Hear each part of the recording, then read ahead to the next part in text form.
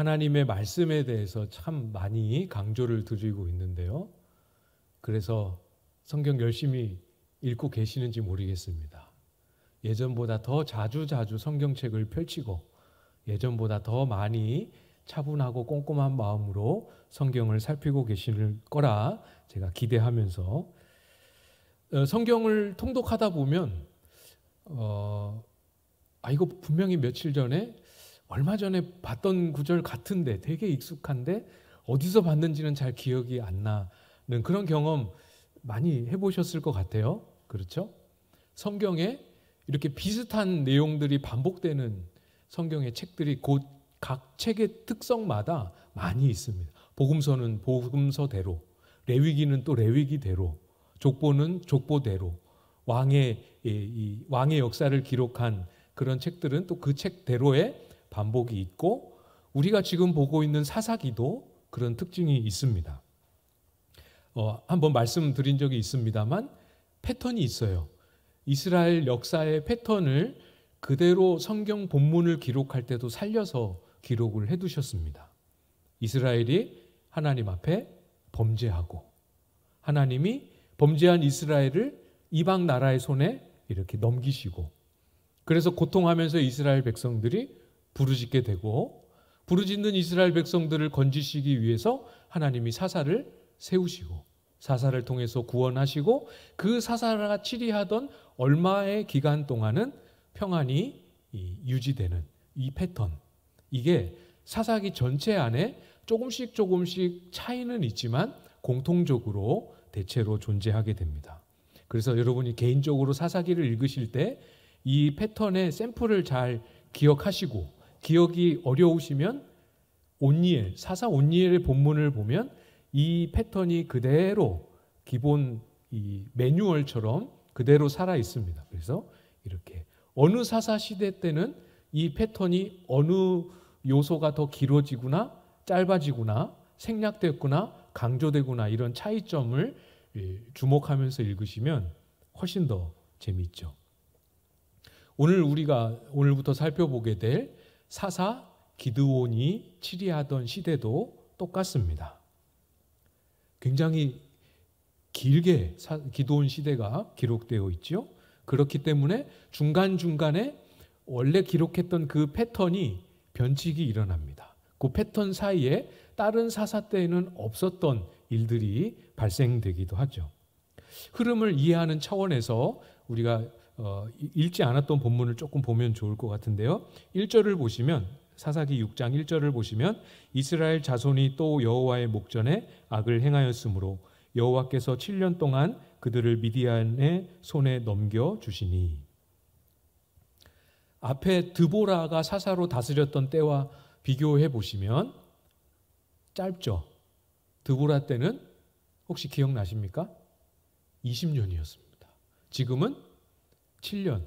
비교할 수 없이 짧지만 고통은 줄어들지 않았습니다. 7년이기는 하지만 정말 아프고 힘든 시간이었어요. 그래서 2절부터 6절까지는 이 이스라엘 백성들이 미디안의 손에서 어떤 괴로움과 고통을 겪었는지를 매우 자세하게 기록합니다. 이 패턴이 여기서 조금 변화가 일어나는, 보이시죠? 짧지만 굉장히 고통스러웠구나를 본문이 가르쳐주고 있습니다. 또 6절에서도 7절에서도 이제까지 한 번도 그렇게 기록한 적이 없는데 이스라엘이 부르짖었다라는 표현을 2번 반복해서 기록합니다. 얼마나 힘들었는지, 아팠는지, 얼마나 간절히 부르짖었는지가 이제 이해가 되시죠? 그 부르짖음이 온전하지는 못했어도 부르짖으면 우리 하나님이 긍휼히 여기시죠. 그래서 이스라엘 역사에 응답하십니다. 8절 말씀인데요.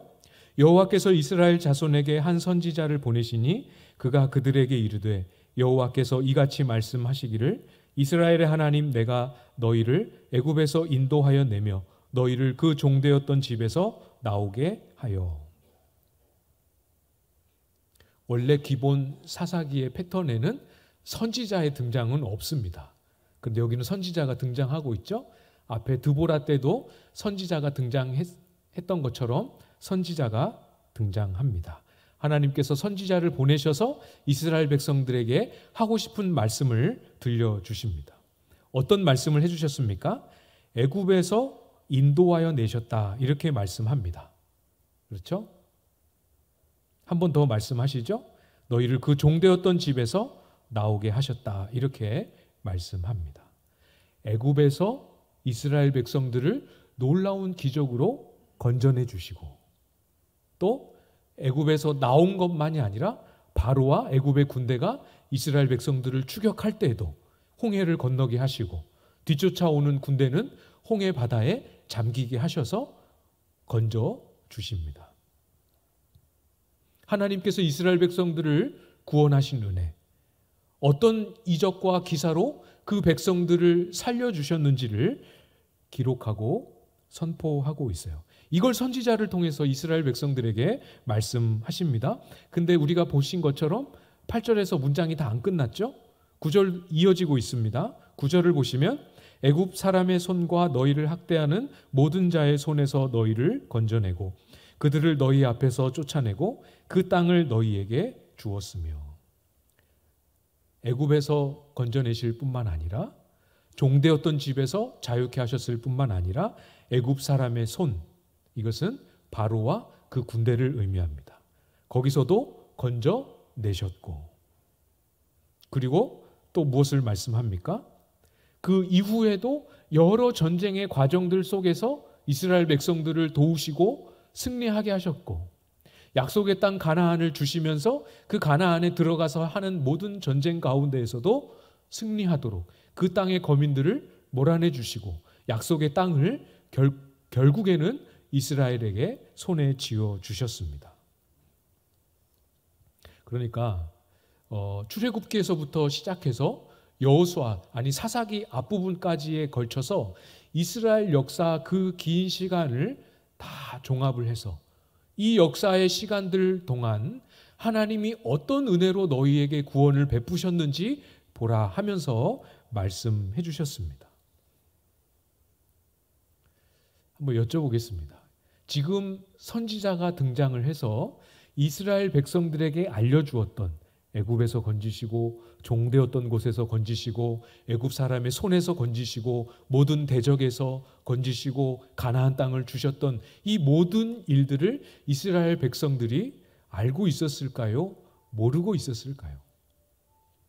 이스라엘 백성의 역사 안에서 이스라엘 백성들이 살아왔던 삶의 방식을 보면 이걸 몰랐다고 할 수는 없습니다.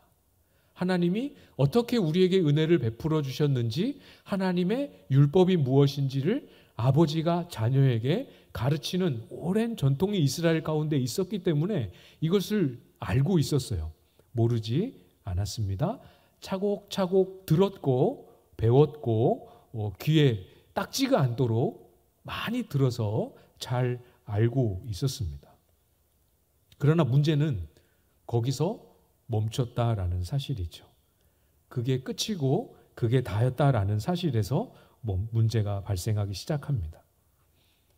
우리에게 구원을 베푸시고 우리를 건져주시고 우리를 살리신 은혜 너무 귀하고 감사한데 그게 거기서 끝나면 안 되고, 성경이 우리의 신앙과 하나님 나라 역사 전체 안에서 우리를 구원하신 그 구원의 역사가 어디에 위치해 있는지, 그리고 그 다음은 무엇인지, 그것을 통해서 우리에게 무엇을 기대하는지 이 전체의 그림을 이해하고, 구원하신 하나님이 그래서 구원하신 이후에 우리에게 무엇을 말씀하시는지를 배우고 들어야 하지만 끊겨버려요.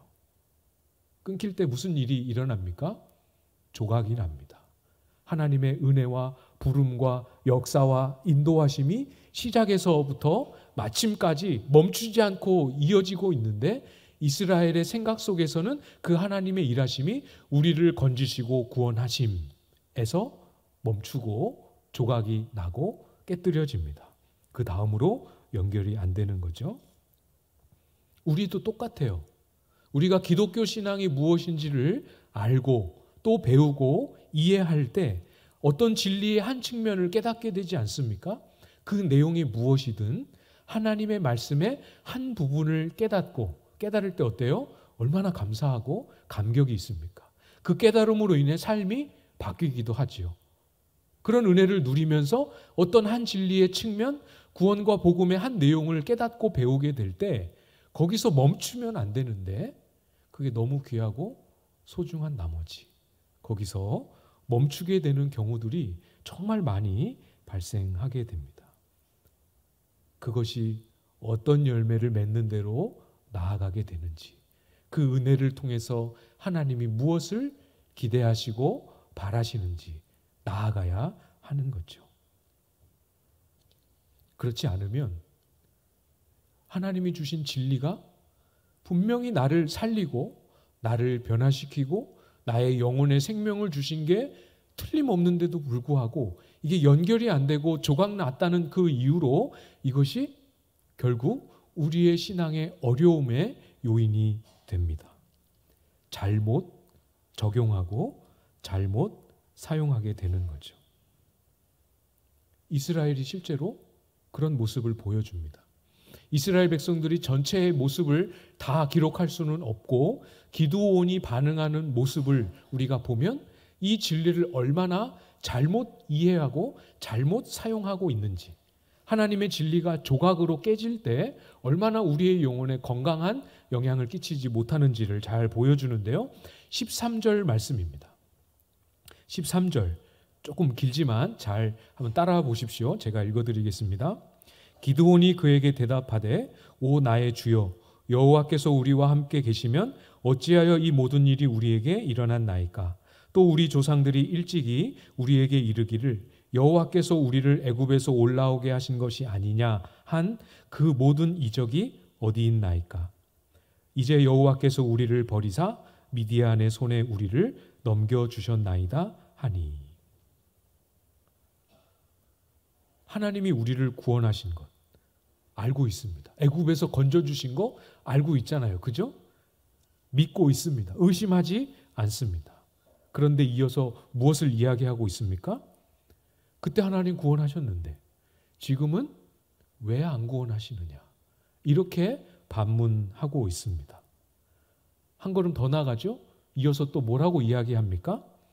틀림없이 하나님이 우리를 버리신 것 같다라고 이야기합니다.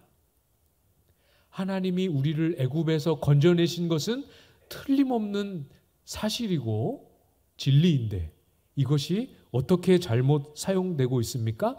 하나님이 우리를 구원하셨다라는 사실만 딱 떼가지고 와서 어떻게 사용하고 있지요? 하나님은 우리를 구원하신 분이니까 그 다음은 성경으로 안 돌아가고 내가 원하는 대로 구원하신 하나님이니까 사랑 많으신 하나님이니까 나를 배부르게도 하셔야 하고 나를 평탄하게도 하셔야 되고 나를 출세하게도 하셔야 되고 나를 부유하게도 하셔야 되고 삶에 어떤 공경과 고난도 있어서는 안 되는 그런 신앙으로 그런 하나님으로 마음에 그렇게 새겨놓기 시작합니다. 어떻게 보면 알아요?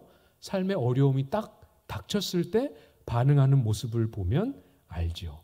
하나님의 구원하심만 딱 붙들고 그것을 이상한 논리의 틀에 딱 집어넣어서 구원하신 하나님이 그러면 미디안의 손에서는 왜 7년 동안 안 구원하셨는가? 그때는 구원하시는 하나님이셨지만 지금은 우리를 버리신 하나님 아니겠는가? 이렇게 기드온이 구원의 하나님에 관한 진리를 잘못 사용하고 있습니다. 하나님이 구원하신 사실은 틀림없지만 하나님이 정말 이스라엘을 버리셨습니까? 그렇지 않죠. 진리인데 이게 진리가 성경의 흐름을 따르지 않고 조각난 채로 우리의 삶을 떠돌아다니면 이런 오해를 이렇게 이상한 결론을 낼 수 있는 내용으로 사용되는 이런 안타까운 현상이 벌어지게 됩니다.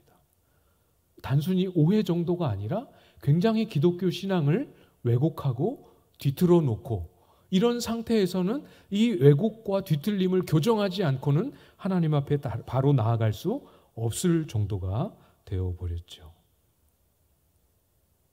그래서 어떻게 합니까? 이스라엘 백성들이 하나님 우리를 구원하지 않으셔. 하나님 우리를 버리셨어. 이 안에 주저앉아서 어떻게 합니까? 하나님을 찾지 않고 내 손으로 굴을 파고 웅덩이를 파고 내 스스로 이 삶을 어떻게 해보려고 발버둥을 치는 정말 안타깝고 가련한 그런 모습으로 전락하게 되는 거죠. 우리 설교 제목처럼 말씀으로 우리의 신앙의 처음과 우리의 신앙의 끝까지가 말씀으로 차곡차곡 정돈되지 못할 때 이런 오류가 우리 속에 만들어지게 됩니다. 그래서 하나님은 선지자를 보내셨죠. 우리가 8절, 9절에서만 봤지만 10절에 연결시켜 보면 하나님이 진짜 하고 싶으셨던 말이 무엇인지 보게 됩니다. 10절 말씀 여러분이 한번 읽어주시겠습니까? 10절 시작.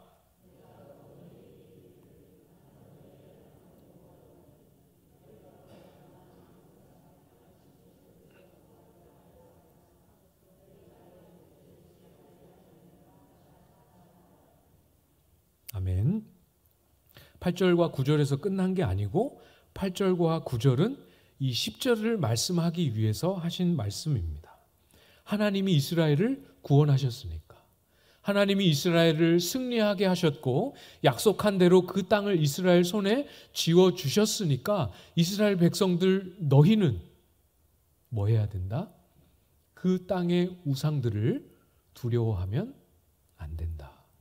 우상에 현혹되지 말고 너희를 승리하게 한 너희를 구원하신 너희에게 약속을 성취해 주신 그 하나님을 끝까지 붙잡고 신뢰하고 유혹에 넘어가지 않도록 해야 된다. 이것이 말씀하시고자 하시는 하나님의 우리에게 가르쳐 주시는 신앙의 처음과 끝을 다 담을 때 들어오는 전체 그림이죠. 구원 받았으니까 끝이 아니고 구원 받았기 때문에 나를 구원하신 하나님의 끝까지 행하시는 그 목소리를 듣고 우상에게 우리의 마음과 삶을 빼앗기지 않아야 하는 거예요. 구원이 귀하지만 그것이 잘못된 것이 아니고 꼭 우리가 지나가야 할 과정이지만 틀림없는 것은 그게 끝은 아니다라는 거죠. 하나님이 우리에게 말씀하시고 하시고 싶으신 것은 끝이 아닙니다. 구원하신 후에 이스라엘을 가나안 땅으로 들어가게 하셨습니다. 가나안 땅에 들어간 것도 끝은 아니죠. 그 다음에 하시는 말씀은 무엇이었습니까? 그 땅을 얻었으니까 됐다가 아니고 그 땅에서 하나님의 말씀에 순종하며 율법을 따라 살아가는 삶의 질서로 이루어지는 하나님 나라를 이루며 살라. 열방에 하나님을 드러내는 은혜의 통로로 살라라는 것까지가 하나님이 말씀하신 정돈된 신앙의 전체 그림입니다. 약속의 땅에서 어떻게 했어야 되는지 여기까지 들었어야죠. 하나님의 목소리를 끝까지 들어야 합니다. 만약 이스라엘 백성들이 하나님이 우리를 구원하셨다라는 사실에 그냥 안주하지 않고 정말 구원하신 하나님이 하고 싶으신 말씀이 무엇인지를 끝까지 다 듣고 마음에 새겨서 그 신앙이 말씀으로 차곡차곡 잘 정돈된 신앙으로 이렇게 마음에 새겨져 있었다면 오늘 본문에서 이스라엘 백성들은 어떤 모습을 보여야 했겠습니까? 아마도 이스라엘 백성들은 가나안 땅에서 가나안 사람들이 섬기고 있었던 그 모든 우상들과 거리를 두고 그 모든 우상들을 배격하는 일에 엄청난 삶의 에너지를 허비해야 했을 겁니다. 가나안의 삶 자체가 가나안의 우상으로 철저하게 뿌리 깊게 만들어진 문화, 삶의 방식, 가치관 모든 것이 다 우상으로 만들어진 것이기 때문에 이것을 버리기 위해서 정말 치열한 싸움을 싸워야 했을 거예요. 우상을 거부하고 우상이 만들어 오는 삶의 구조를 배격하고 끝까지 하나님이 명령하신 삶의 질서를 고수하기 위한 시도를 멈추지 않았어야 합니다. 어떻게 했다면? 말씀으로 정돈되어 있는 신앙을 가졌다면. 그렇게 끝까지, 비록 중간중간에 실패가 있다 하더라도, 잘 안 된다 하더라도, 유혹을 이기지 못하고 집에 발을 한번 들여놓는 그런 실수를 했다 하더라도 돌이키고 다시 이 우상을 배격하는 삶으로 나아가야죠. 어려울 때마다, 불안할 때마다, 자신 없을 때마다 우리를 구원하시고 우리를 승리케 하시고 약속을 성취시켰던 그 하나님을 기억하고 붙잡고 나아가는 삶. 그래야 가나안에서 끝까지 하나님이 우리를 구원하신 분이심을 그들의 삶을 통해서, 삶의 열매를 통해서 증거할 수 있지 않았겠습니까? 그게 바로 하나님이 원하셨던 바죠. 왜 우스갯소리라는 표현보다는 그런 말 하잖아요. 한국말은 끝까지 들어봐야 한다. 하나님이 우리에게 뭘 말씀하시는지 끝까지, 마지막 마침표가 찍히기까지 끝까지 듣고 끝까지 들은 내용을 따라서 우리의 신앙을 이해해야 합니다. 이스라엘 백성들을 애굽에서 건져내신 것, 그냥 기적을 보여주시기 위함이 아니지요. 가나안에 들어가게 하기 위함이었습니다. 가나안에 들어간 것, 그냥 가나안에서, 땅 좋은 곳에서, 비옥한 땅에서 이스라엘아 잘 먹고 잘 살아라, 그것을 위해서 들여보내신 것이 아니죠. 무엇을 그 이후에 말씀하셨습니까? 죄가 관영한 땅, 그들을 심판하고 우상을 몰아내고 가나안의 거민들을 내쫓고 그 땅을 하나님 나라로, 하나님의 말씀에 순종하는 땅으로 만들라고 그 땅으로 보내신 것이지 잘 먹고 잘 살라고 보내신 것이 아니었습니다. 거기서 이스라엘 백성들이 하나님 나라를 이루며 사는 것을 통해서 열방이 하나님을 알게 하시고 온 인류를 구원하시려는 하나님의 큰 계획이 있음을 헤아리고 자신의 삶을 그 하나님의 큰 계획과 구원의 여정 속에 자신의 삶을 드려야 말씀으로 정돈된 신앙에 온전하게 우리가 서게 되는 것입니다. 한번 잘 생각해 보시겠습니까? 간혹은 내가 배우지 못해서, 들어본 적이 없어서, 기독교 신앙을 그렇게 가르쳐 준 분이 없어서 말씀하시는 것을 끝까지 헤아리지 못하고 차곡차곡 전동되지 못한 채로 신앙생활하는 경우도 있습니다. 구원이 단 줄 알았는데, 아무도 나에게 그 이후의 삶을 가르쳐 주지 않았는데 성경을 보니까 그 이후에도 무엇이 있구나 하는 것을 깨닫는 경우도 있지만, 적지 않은 경우에 성경이 가르쳐 주어도, 성경이 말씀하셔도, 들어도, 배워도 내 마음이 거부할 때도 있게 마련이에요. 혹시 성경을 읽으면서, 말씀을 들으면서, 개인적으로 큐티하면서 말씀을 묵상하는 중에 마음이 불편하고, 이 구절은 참 이해하기 힘들고, 이 구절만큼은, 이 구절이 의미하는 신앙의 내용은 마음에 받아들이기 굉장히 거북스러워서 이렇게 외면하고 지나가는 그런 구절들 만나본 적 있으신지 모르겠습니다. 혹시 있으신가요? 대답은 안 하지 마시고,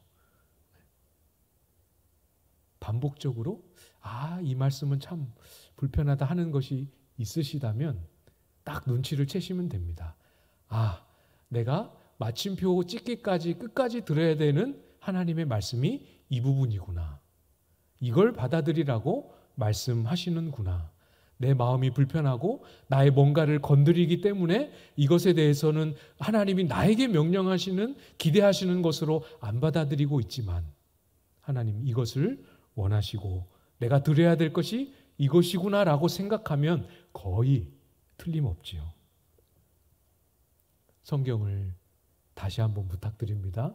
성경을 이전보다 더 자주 여시고 읽으시고, 더 자주, 더 곰곰이, 더 많은 시간 성경 말씀을 놓고 생각하시고 묵상하셔서 말씀이 우리의 삶에 어디까지를 기대하시고 어디까지를 요구하시고 어디까지를 명령하시는지를 잘 새기고 헤아려서 우리의 신앙이 조각조각 나서 이때는 이 진리를 저때는 저 진리를 내 마음대로 사용하는 것이 아니고 정말 주님이 흡족하실 만큼 하나님이 명령하신 내용과 기대하시는 내용으로 잘 정돈되어 있는 그런 신앙의 모습 만들어가는 또 살아가는 저와 여러분들 다 되실 수 있기를 주님의 이름으로 축복합니다.